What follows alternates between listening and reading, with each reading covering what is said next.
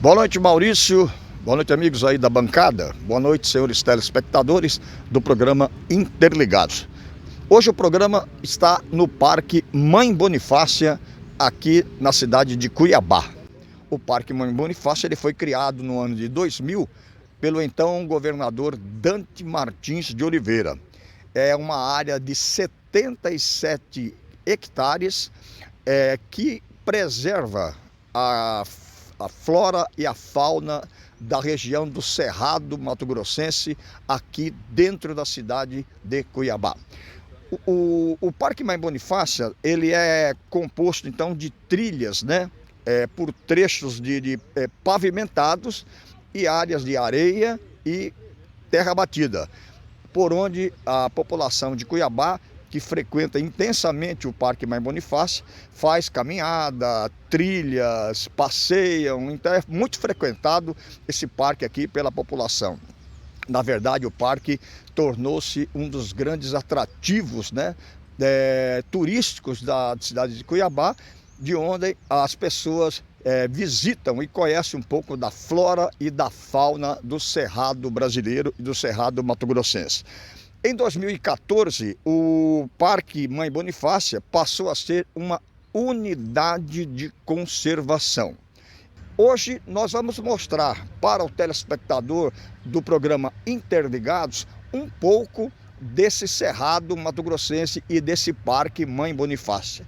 Mas antes, vamos conhecer um pouco da história desse parque e por que ele se chama Mãe Bonifácia. Dizem que a história, muitas divergências em relação ao seu nome, à sua origem, com relação à Mãe Bonifácia. Quem foi Mãe Bonifácia?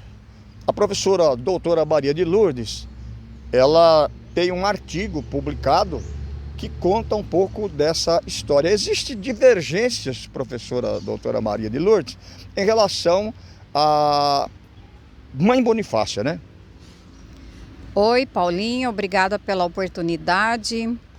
A Mãe Bonifácia, esse artigo que publicamos agora recentemente na revista Documento Monumento da UFMT, ele retrata trago algumas versões de duas publicações que existem na nossa historiografia local.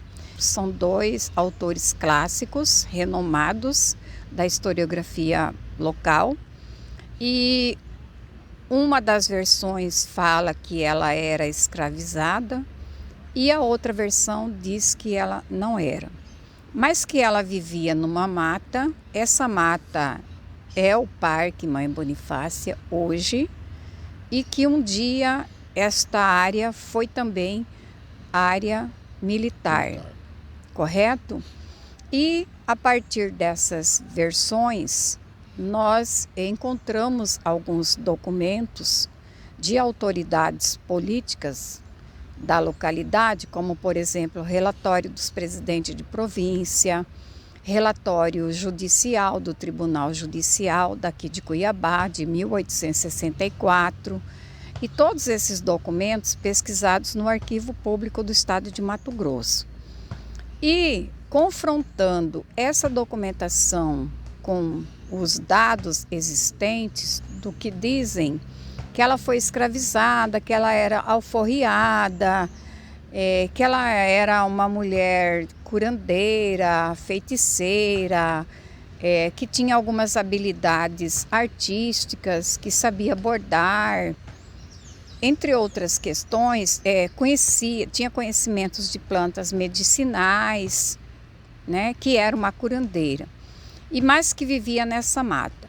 Mas na nossa pesquisa, eu e a Ângela Maria dos Santos, que também é professora da rede pública do estado de Mato Grosso, também verificamos nas documentações dessas autoridades políticas e também observamos que não existe em nenhuma documentação nada que investisse contra a Mãe Bonifácia dentro desta localidade.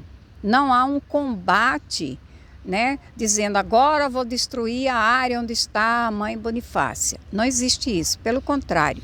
O que nós observamos é que as autoridades conheciam o lugar por nome Mãe Bonifácia. Todos esses documentos trazem em evidência o nome do local, Mãe Bonifácia, isso consta no artigo, né?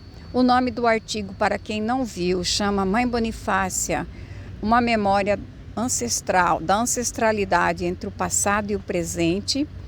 E nessa documentação inclui também os diretores do arsenal de guerra, Paulo, né?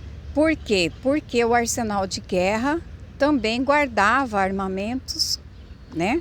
Tinha armamentos, fardamentos no arsenal, mas a pólvora, de modo geral, era guardado dentro do paiol, que é esta área do parque e que pertencia aos militares até a década de 70.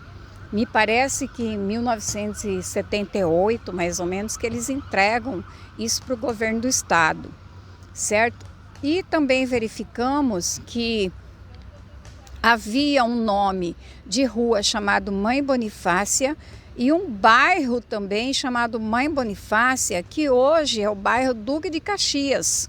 Falam em várias versões, mas ela, na nossa pesquisa, consideramos que ela não é uma lenda, ela não é um folclore, ela existiu de fato, porque ela é história.